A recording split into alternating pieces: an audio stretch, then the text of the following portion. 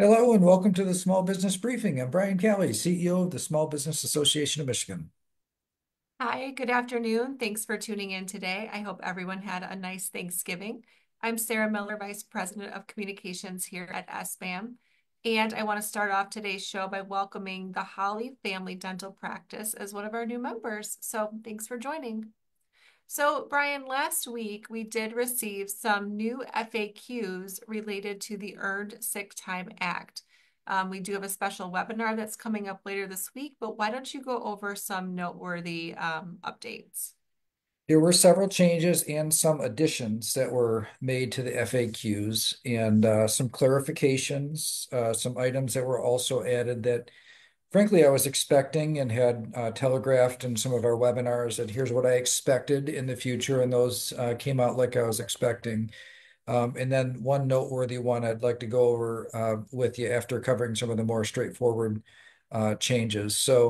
There was no real improvement or relief on, there's some rewording, but no real improvement or relief on the combined leave banks. So we've been concerned that, if you offer a general paid time off or PTO leave bank, can that be used to satisfy the paid sick leave requirements? And only if you allow it to be used under the same circumstances, which means no approval and no notice can be required for an employee to use it, which of course general leave banks would generally require notification ahead of time.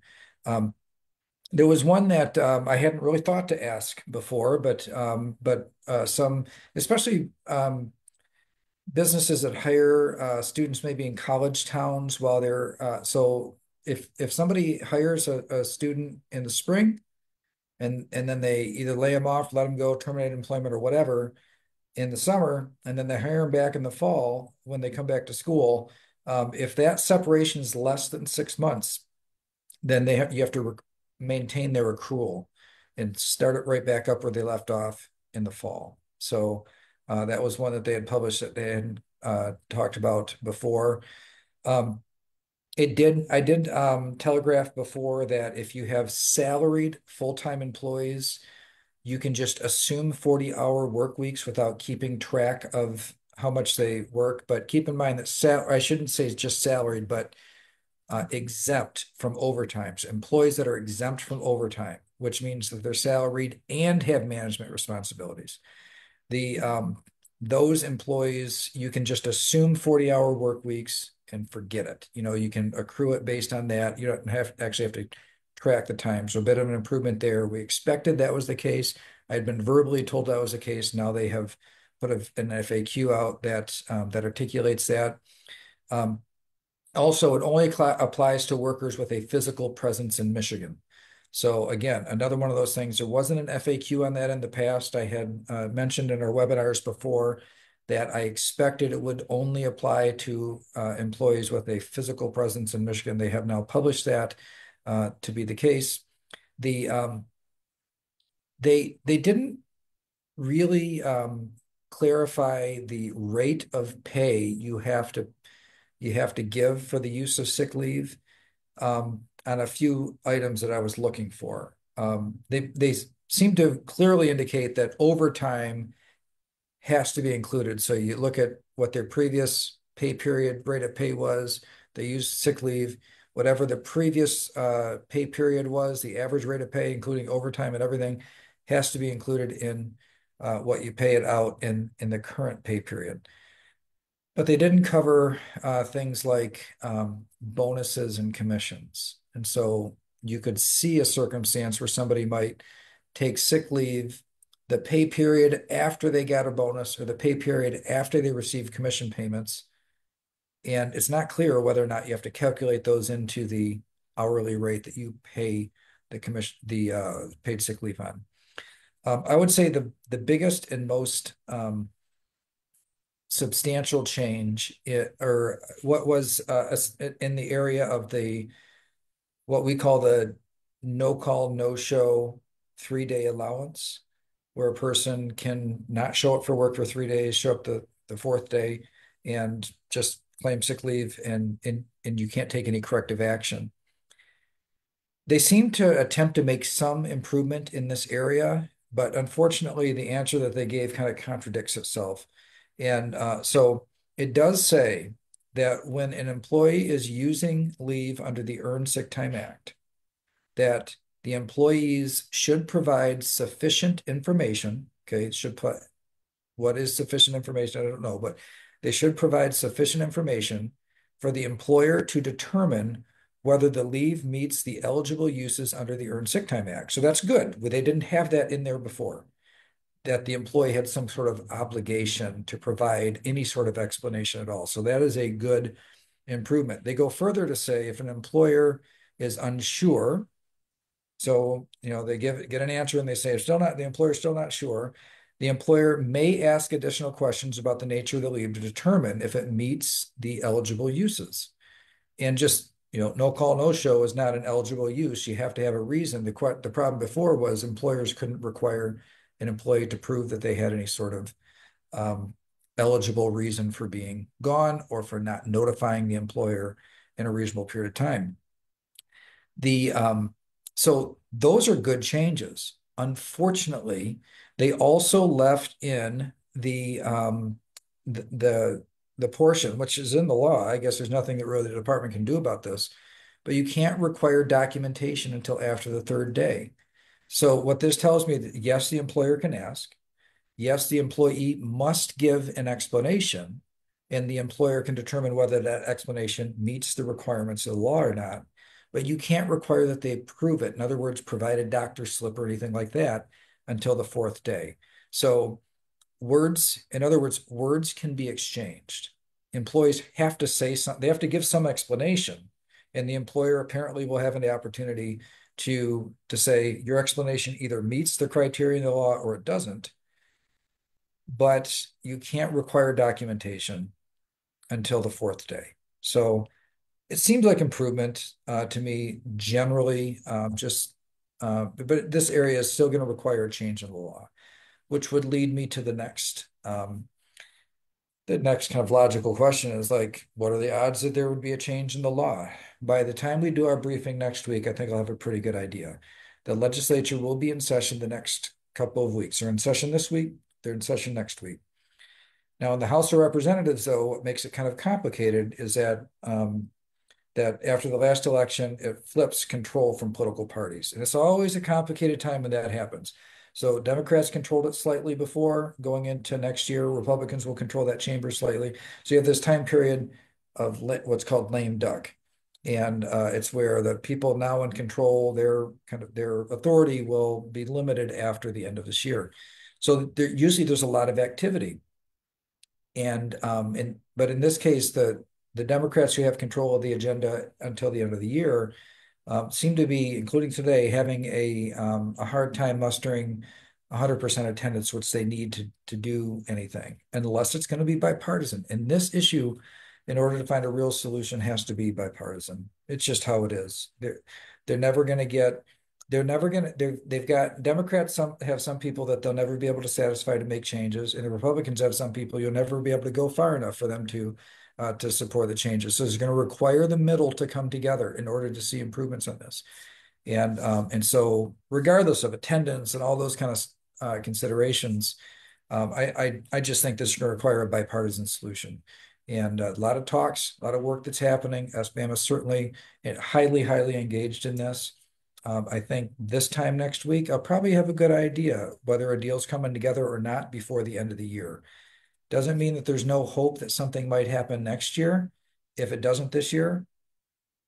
But remember, this goes into effect on February 21st. So if it doesn't happen this year, it's likely that this new law would go into effect next year before any changes were made. So we won't stop working in any event to try to get changes made. But I think if we're going to head off changes before you have to comply with these rules that we're talking about now, going to have to happen in this lame duck session. So we're working hard on it. We'll let you know. And by the way, keep an eye on your on your email boxes because we're going to have some calls to action. Undoubtedly, we will have some calls to action where we're going to ask you to reach out to your legislator and say, support these changes to the Earned Sick Time Act. We've already done that a couple of times this fall. The response has been great. I'm telling you, I promise you, it has made a difference. It's softened up the ground. But these changes are, as we work through the legislative process, are going to get more specific. And so we're going to need to continue to put pressure on those decision makers in order to deal with this problem so that the moderations can be made before this thing hits your responsibility to implement in your workplace. All right, and so while we're working very hard legislatively to impact change, we do want to make sure everyone has the latest details. So, Brian, you're actually going to host an hour-long webinar special briefing this Thursday at noon that kind of goes into more detail about the new FAQs. You can also provide any legislative update at that point in time too. So I did share the link here on Zoom and on Facebook. So please register if you're able to, and you can get more of a deep dive into to these FAQs.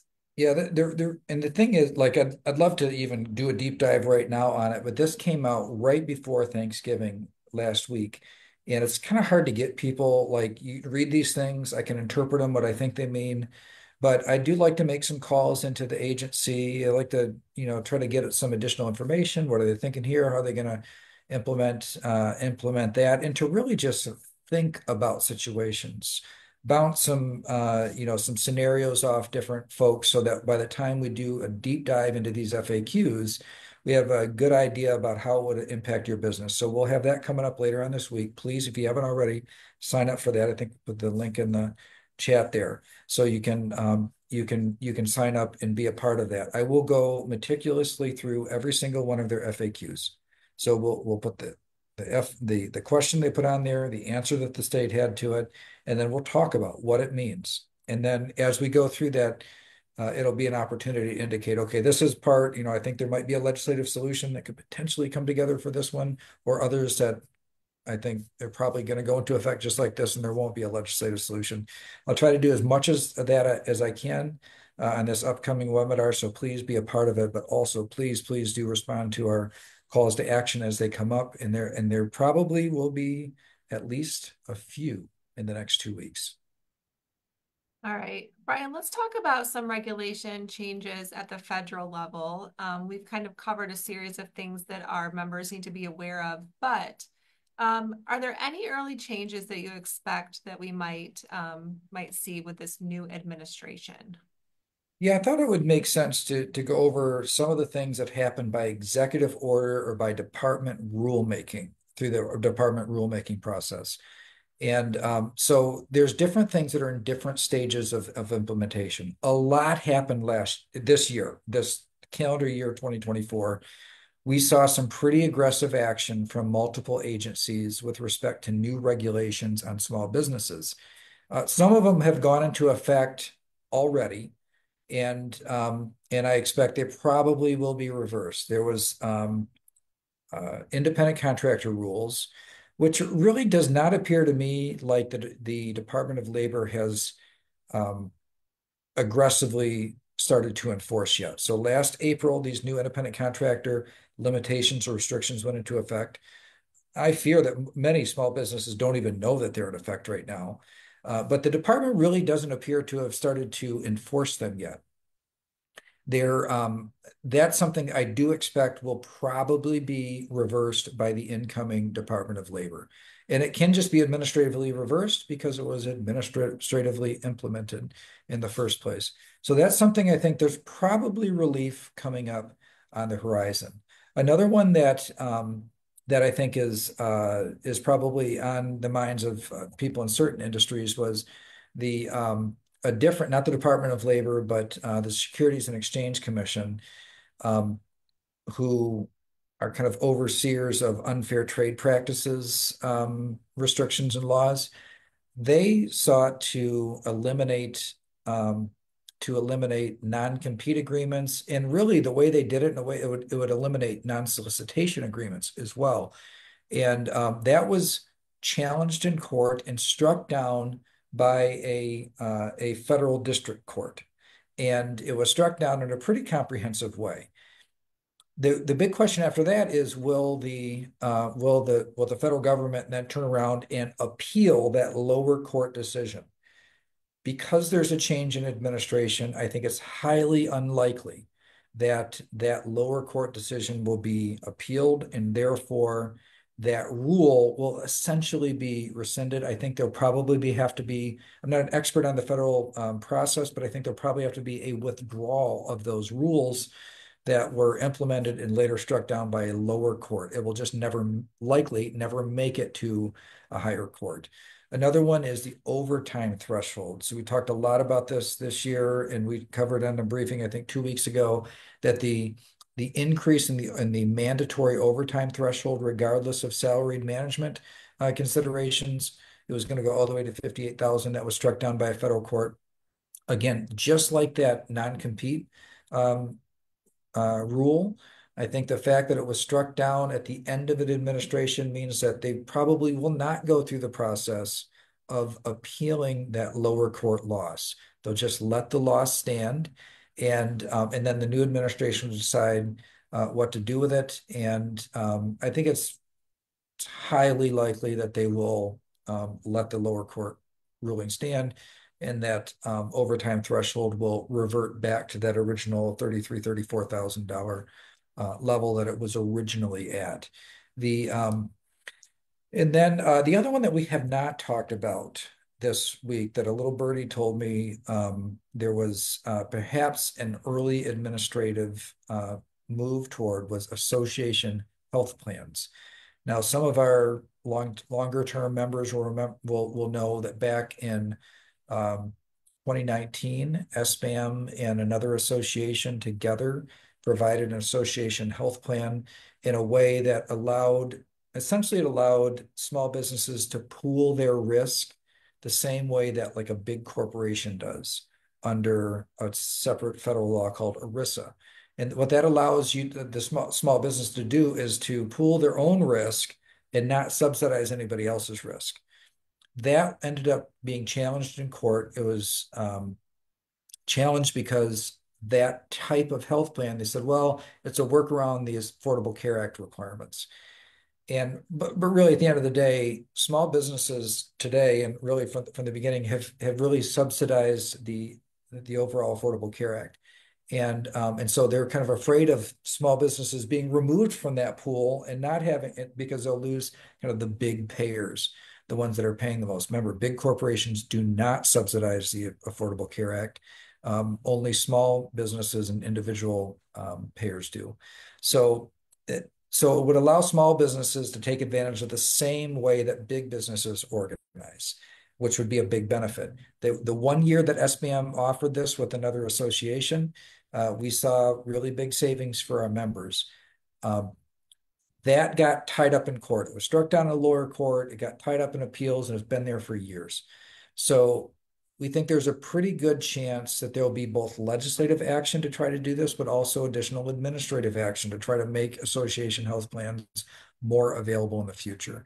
So we will keep a close eye on that too. So there's probably some relief coming in a few areas, and maybe an opportunity. The association health plan, I hesitated whether to bring that up because I don't want to necessarily get your hopes up. Even if they were to say on day one, hey, these are allowed again, it takes a long time to build these. It's a very expensive and cumbersome process to establish a new association health plan under these new rules, if they come to fruition. But something that we are taking a very close and keen look at in the as the administration changes, and potentially we see some rule changes in the health plan area. And it's desperately needed because we are just hearing from so many of our members how much they're struggling to maintain their health insurance benefits given just the overall cost. It's so expensive.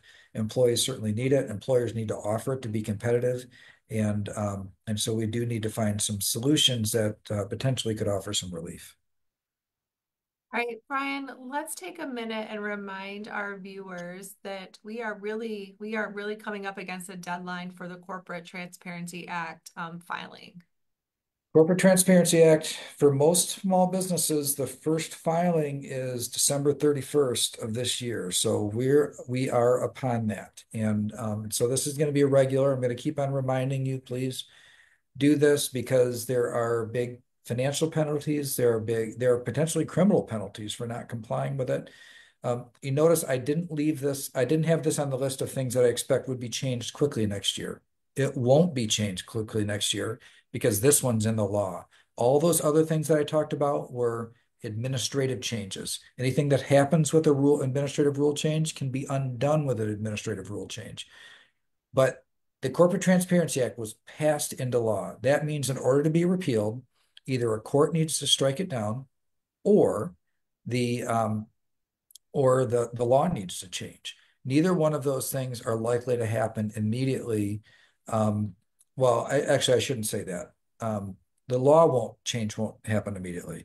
It could get struck down in the court because we're suing the IRS. SBAM is suing the IRS to because we believe this to be a violation of your constitutional rights. We could get a decision any day.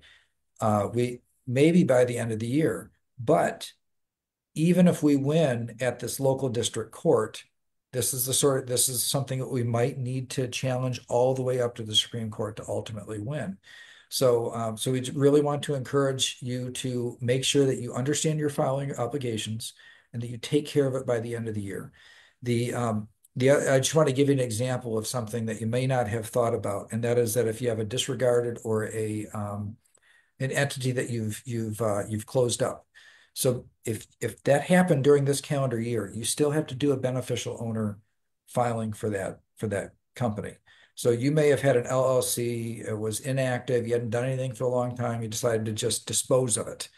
If you disposed of it in this calendar year, you still have to do a beneficial owner requirement on it.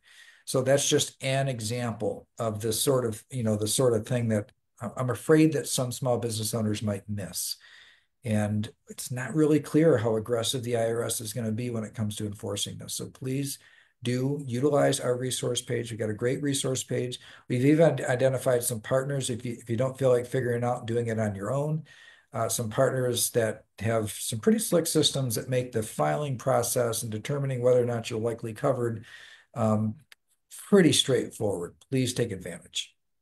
You can find that link right on our homepage. There's a blue banner right at the top of the page. Or reach out to us, sbam@sbam.org, and tell your friends and other business owners, make sure they're also compliant.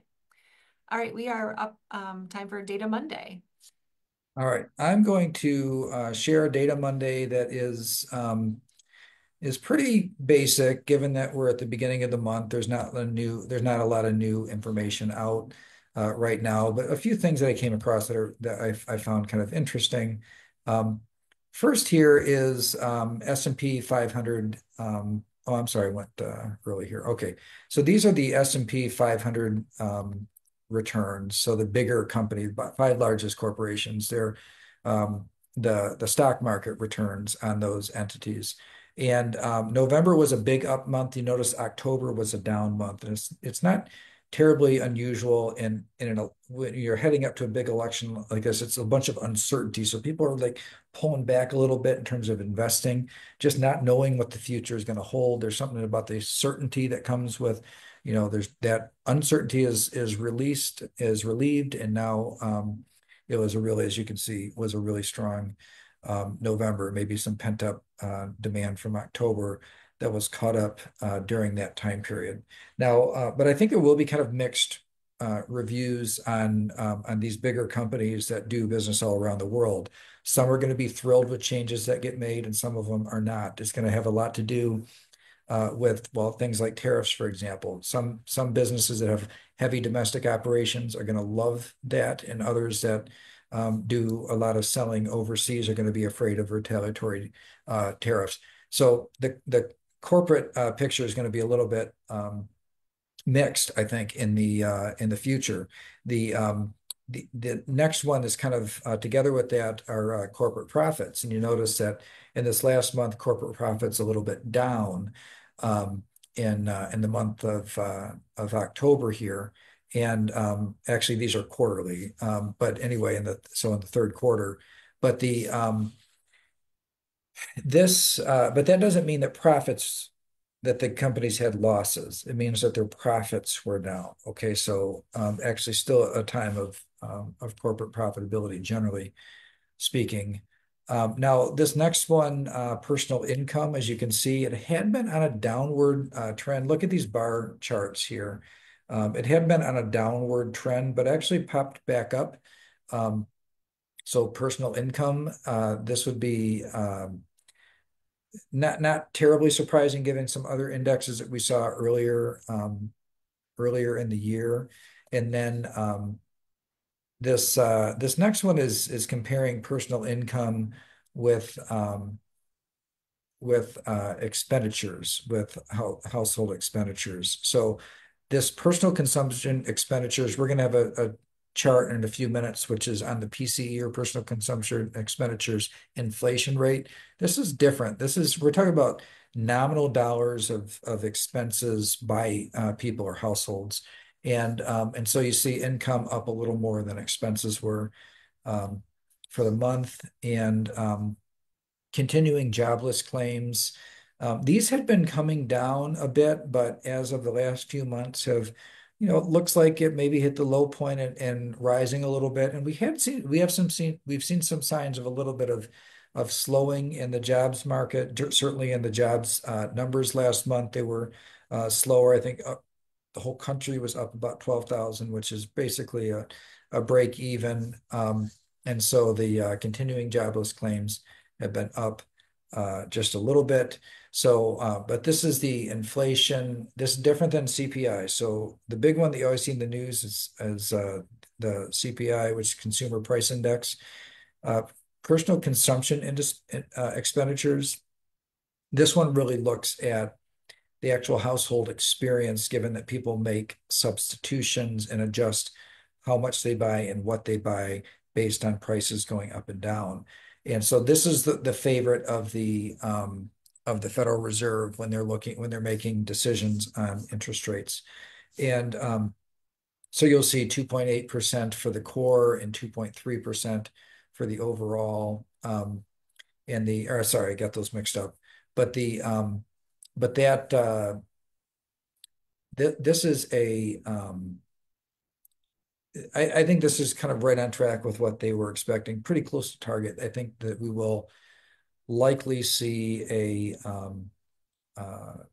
continued gradual decline of interest rates. There's nothing in this that tells me that they think that there's any kind of big change in inflation coming up. By the way, I've heard a little bit of discussion out there in just opinion land about what about tariffs? Will they cause inflation? The thing about tariffs is that they'll cause a one-time adjustment. So tariffs, I shouldn't say, every time tariffs change, they cause a one-time adjustment. So raise tariffs, prices might go up, they'll show up, but they won't continue to going up unless tariffs continue to go up in terms of a percentage. When they go down, they prices don't continuously go down because of that. They just go down, and it's a step increase or a step decrease. So it's not something that fits into the inflation discussion very neatly. Now tariff wars are different scenario, but that'd be like a series of one-time adjustments, which is, I know, it's kind of strange sounding. And then GDP, they had come out with just revised numbers, actually didn't change the percentage though, 2.8%, which was pretty much it's nothing to write home about, but not bad either. So and then I just thought this graph was pretty interesting, just showing color coded um, the places where unemployment was highest and lowest in the country at the moment. South Dakota is lowest in the country right now. Nevada being the highest at 5.7%. Michigan is at 4.7%, which is above the average. The average is 4.1. And so Michigan stands a little more than the national average, but not historically speaking, that's not high for Michigan, given our manufacturing reliance here in the state. So there wasn't anything particularly shocking in Data Monday, but again, this was kind of a catch-all of the last couple of weeks. of things I thought were interesting I wanted to share. By next week, we should see some of the bigger indexes coming in for what's happening in and as of lately, we really, I mean, there's people looking really closely. Any hint that the inflation trends are changing, and any hint that the jobs market is turning really sour. These kind of at the edge of our seats on this, but most economists, including the U of M, who had a conference week before last, the RSQE conference, which is a national, people pay attention to that all over the country and all over the world. They weren't really expecting big changes, just a little bit of softening and over the long term, a decent growth trajectory. All right, well, thanks for that report, Brian. Thanks everyone for tuning in today. We'll see you back here next Monday at 3 o'clock or on our special briefing Thursday at noon. Have a great week. See you soon.